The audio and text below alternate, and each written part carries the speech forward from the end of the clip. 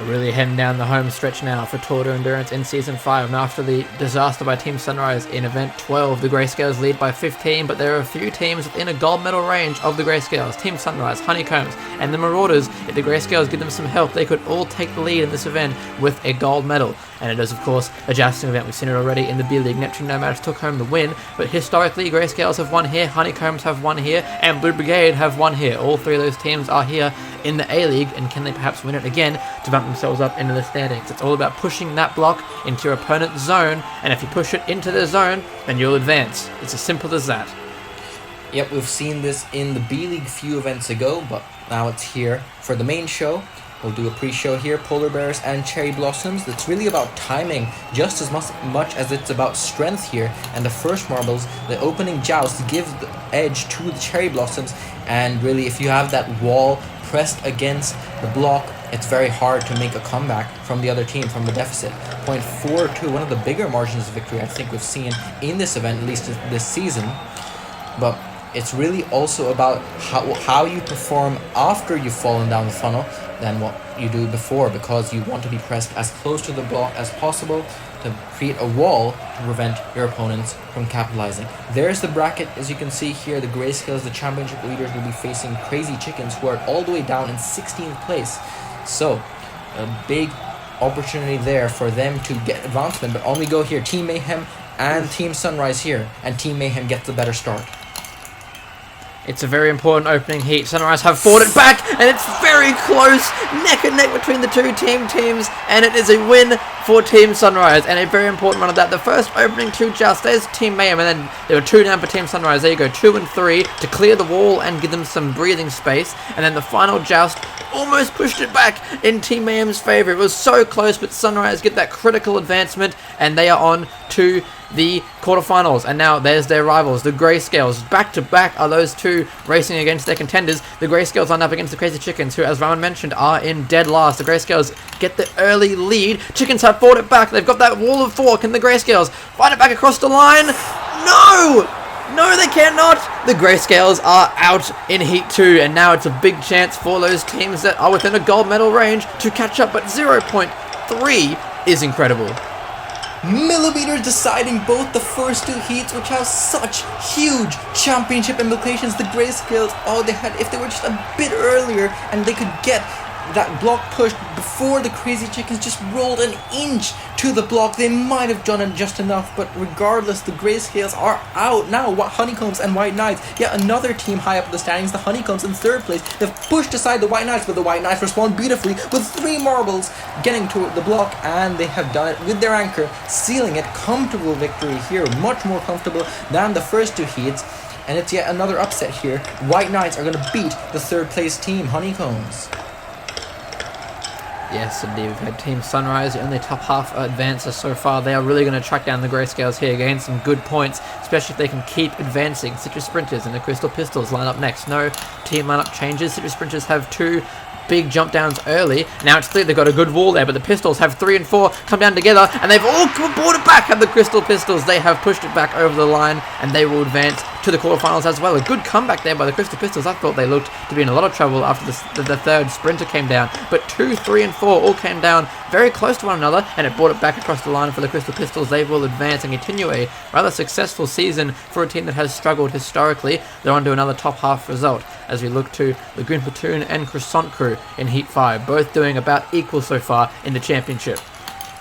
And off they go, Lagoon Platoon first to the block, but the Croissant Crew cover it nicely, and now they're bringing it back with 2 and 3. Now it's very even here, and the Lagoon Platoon, their anchor will just about do enough. It's all about the timing once again here. You can see it was back and forth between these two teams, and by 0.13, Lagoon Platoon got the edge. At this point, the Croissant Crew are slightly ahead. Now it's pretty much dead heat with 3 marbles each, but that final marble for the Lagoon Platoon just dropping down before the Croissant Crew will seal it for them, and they're going on to the quarterfinals. Marauders and Cheese Balls, just fractions of seconds determining all of these rounds, and fractions of millimeters, but look at how far the Marauders have pushed it into the Cheese Balls. The Cheese Balls are trying to bring it back, but they're too little too late. Marauders, comfortable victory here.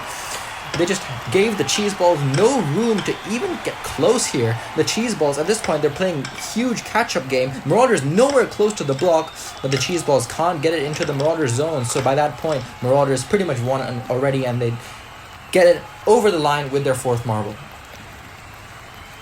Yeah, those first 2 pushes were just disastrous for the Cheese Balls. Marauders straight on through there, despite leaving plenty of space. Popsicles and Blue Brigade now. Blue Brigade, of course, previous winners. Popsicles are in the top half, trying to chase for a podium. They've currently got a wall to fight against, and it's neck and neck. The final push for the Blue Brigade has just nudged it over the line. That was going to be really close. 0.06 deemed by the adjudicators. The Blue Brigade get the win and will advance. Previous experience of winning this event clearly coming through there, but just that, it was literally bang on 0.0 when the 4th popsicle came down, and the Blue Brigade just had to give it that little bit of push, and they did. It was enough for the Blue Brigade, but only just, as we got one more heat to go with the Party Crashers and Rosemary's. But Blue Brigade, three very close runs already between these heats, as Party Crashers and Rosemary's time has been subbed in here, and they will go off. Rosemary's with the early start. Party Crashers have gone 2 and 3. They're straight back into this match. And the Rosemary's have extinguished that gap now. Party Crashers going to try to bring it back. That is once again very close. The Party Crashers didn't stay close to the block. That allowed the Rosemary's to come back in here. But the anchor for the Party Crashers will just about hold on for them. And by 0.02, the Party Crashers will get advancement here. You can see at this point it looks like it's pretty much done already. But that 1 second Rosemary extinguishing the wall for the Party Crashers, and by that point all the Rosemary's have come down. They've just about hit it in their zone, and the anchor did just enough to get it over the line once again and back into the Rosemary zone. Wonderfully recovered by the Party Crashers. They almost lost it entirely, but they are going on to the next round, and the Rosemary's will get the best of the rest. Grayscales pivotally from that match, they will lose a point from that, and they will go into 10th place. Just 6 points for our championship leaders. Now Team Sunrise and Crazy Chickens in the first quarterfinal. Sunrise have the better start. Yes, they do. They're pushing ahead of the Chickens here. They've got that wall against the block after the 4th marble, and Team Sunrise have made it into the top 4. They have made it to the semi-finals. The Grayscales provisionally are 21 points clear of Team Sunrise, so if they win gold, they will take the lead. The Marauders, they're the closest team that isn't Team Sunrise. They can't take the lead here, but they can get within just 5 or less points to the Grayscales if they also win this event. So those 2 teams are the ones to look out for. Sunrise have already booked their ticket into the semi-finals. White Knights and the Crystal Pistols in quarterfinal B. They're both fighting to just get perhaps a podium if they keep up great results at the end here. The White Knights have a great lead, 3 against the wall. The Pistols have a nice wall as well for their anchor, but the White Knights come down, block off that attempt, and the White Knights will advance to face Team Sunrise in semi-final A. They came down with a rapid fire 2 and 3, I do believe. There's the second one, and the third one came down not long after to push it too far ahead for the Crystal Pistols. Yeah, you can see that one of those Crystal Pistols being punted back to their zone, and then when the second one was coming down, they had their teammate as a wall pretty much, and they couldn't get any of their energy into the block. And our silver medalists of this event from Season 3 are going on to the next round now. Lagoon Platoon and the Marauders. Marauders were one of those teams to watch out for here. Still one of the only few teams in striking distance of our leaders, and their second marble and their third marble have come down now. It's 3 apiece here, and the Marauders, I think, have done enough with their anchor to seal it here. And yeah, it was just such a big advantage for the Marauders after 3 marbles apiece had gone in the Lagoon Platoon. There was too many Marauders marbles there for the Lagoon Platoon to make any sort of impact here. Just a masterclass by the Marauders. They brought that 4th one down to firmly plant the wall for the Lagoon Platoon, and they had no chance when that anchor came down. Well done to the Marauders. They've taken the first semi-final B spot. Blue Brigade and Party Crashers. It's an early leading joust for the Blue Brigade. They brought down 2 and 3. Party Crashers have a mountain to climb. 2 and 3 to bring it back to about a halfway point, and they almost win the match. But the Blue Brigade have just held on, and they will get the win, moving on to semi-finals. Yeah, the Blue Brigade, any event with a block, any event with strength, they are one to watch out for here. They didn't have the best strategy here. The marbles weren't perched against the block, but their opening jousts were so strong that they had a big enough advantage that the anchor of the Party Crashers couldn't do much. They will get 5th place. Crazy Chickens in 6th. And it's the Crystal Pistols and Lagoon Platoon.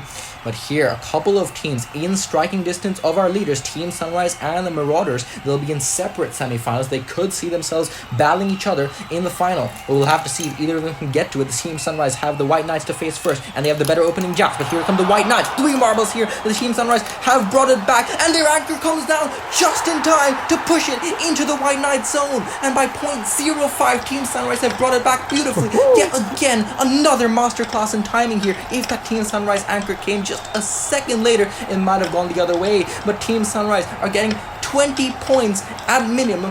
At minimum, they're going to be 1 point behind the Grayscales, and if they can win that final, we will have a new championship leader.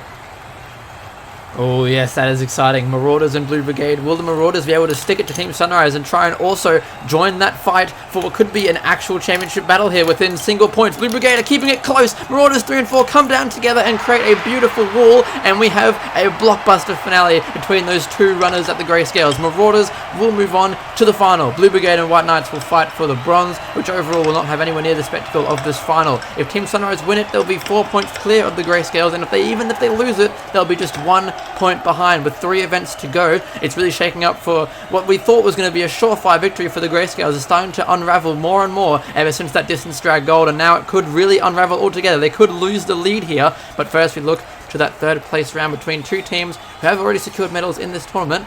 We'll see if they can, who will get their next brand new one, White Knights or the Blue Brigade. The Blue Brigade have been strong all event, but they really need to work on their strategy here. Marauders have been excellent all event in that, and they beat the Blue Brigade here, and the Blue Brigade once again find themselves at a deficit. The White Knights are coming down first here, and I think it's done. Yep, White Knights will get the bronze here. Their marbles just gave Blue Brigade no opportunity to really push it back into their zone here. Just we're ahead every step of the way, and you can see at this point, halfway done with 2 marbles apiece, the White Knights were so far ahead. There's the wall there that will secure them the victory here, and the lowest step of the podium in Jousting. White Knights, a team that started well in the season, are continuing to bring it back now in the later stages. Is it too little too late for them though? Because we have a final here between two teams that are both high up in the standings. Team Sunrise and Marauders. Who captures gold? Team Sunrise get the better start. Ooh, they've pushed well beyond with all 4 marbles. They've created that beautiful wall, and Team Sunrise will win the Jousting gold medal and take the lead of Tour de Endurance Season 5, which is something that has not been said for 10 events. A new competitor will lead the table by 4 points over the Grayscales. Marauders with a fantastically fought silver medal. There's just too much ferocity by Team Sunrise in the final. It was not enough for the Marauders to beat, and they will get 2nd place. White Knights get bronze, but now we've got a 3-way fight for this title. They'll be within just 12 points of each other, those 3 teams. 2 championship winners, and Team Sunrise, the dark horses of the season, with just 3 events to go, are leading this championship. What in the final 3 events this Jousting is set up for us here.